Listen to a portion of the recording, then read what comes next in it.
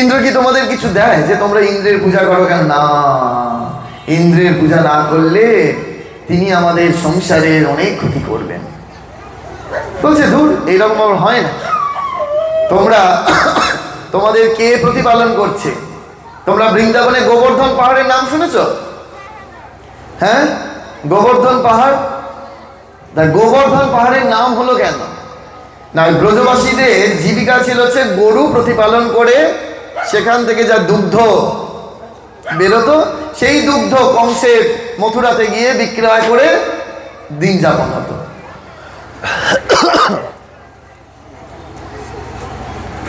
তা সেই পর্বতের চারিদিকে গো প্রতিপালন হতো এবং সেই বাছুর থেকে তারা গরুতে পরিণত হতো, গো বর্ধিত হতো বলে সেই পাহাড়ের নাম হলো গোবর্ধন। মনে থাকবে গোবর্ধন পাহাড়ের নাম কেন হলো না, সেখানে গরু তারা বাছুর থেকে গরুতে পরিণত হতো, বাড়তো, সেই জন্য গো বর্ধিত হতো বলে এর নাম হচ্ছে গোবর্ধন। তো সেই গোবর্ধন পাহাড়ের জন্য তোমাদের এই সংসার প্রতিপালন হচ্ছে। তাহলে তুমি কেন ইন্দ্রের পূজা করতে যাবে? তোমরা চলো আমার সাথে, চলো গোবর্ধন পাহাড়ের পূজা করবে।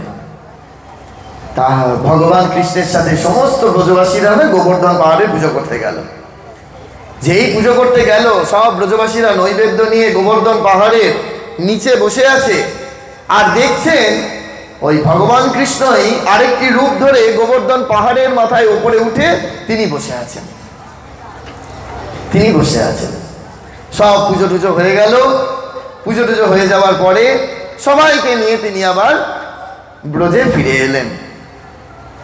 যেই ব্রজে ফিরে এলেন সেই দিন রাত্রিবেলা এক বিরাট প্রাকৃতিক দুর্যোগ শুরু হলো। ইন্দ্র দেবতা এত রেগে গেছে, প্রবল বর্ষণ হতে শুরু করলো, প্রবল বর্ষণ। সব ব্রজভূমি একেবারে ভেসে যেতে শুরু করলো। সবাই এসে নন্দালয়ে এসে হাজির হয়েছে। বলছে, দেখেছো গোপাল, যে তোমার কথা শুনে ইন্দ্রের পুজো না করে আমাদের কি হলো? না, ইন্দ্রের পূজা করে আমাদের এই রকম দুর্ভোগ।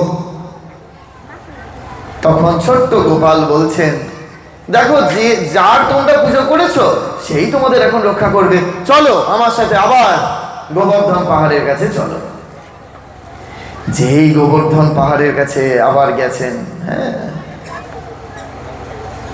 গিয়ে কি করলেন জানো তোমরা? এই বাম হাতে একেবারে কনিষ্ঠা কড়ি আঙুলে সেই গোবর্ধন পাহাড়কে ভগবান কৃষ্ণ ধারণ করলেন। আর তার সমস্ত ছত্র ছায়ায় সমস্ত ব্রজবাসীরা আশ্রয় নিল। বাইরে প্রচুর বৃষ্টি হচ্ছে, কিন্তু ব্রজবাসীদের গায়ে এতটুকু বৃষ্টি লাগছে না। ভগবান অলক্ষ্যে থেকে এই মাথার ওপর ছাদ ধরে রয়েছেন।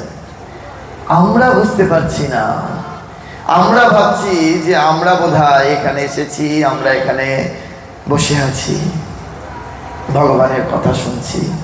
কিন্তু ভগবান যে এই যে মাথার ওপর ছাদটি ধরে রয়েছেন, ওই লীলা করে তিনি বুঝিয়ে দিলেন, যখন আমরা ভগবানকে ধরে থাকবো, ভগবানকে কেন্দ্র করে থাকবো, তখন কিন্তু আর এরকম আমাদের ভিজতে হবে না। কিন্তু একটু আগেই তোমাদের এই হাটে গেছিলাম, এই একটু এখান থেকে ফিরবো, দেশে যাব, একটু ওখানকার যারা আসবে তাদের জন্য একটু গামছা টামছা কিনতে গেছিলাম, যে বলবে মহারাজ কিছুই আনেননি। এই জগতের মানুষের জন্য যখন কেনাকাটা হয় তখন আমাদের ভিজতে হলো। কিন্তু যখন এখানে ভগবানের কথা বলতে বসেছি, যখন আমরা ভগবানের কথা শুনতে বসেছি, বাইরে যদি প্রচুর বৃষ্টিও হয় তাহলেও আমরা এতটুকু ভিজবো না। এই হচ্ছে তফাৎ। যেই জড়জগৎ থেকে আমরা এই চেতন জগতে ভগবানকে নিয়ে যখন আমরা থাকব, তখন আমাদের এই সব কিছু থেকে ভগবান আমাদের রক্ষা করবেন।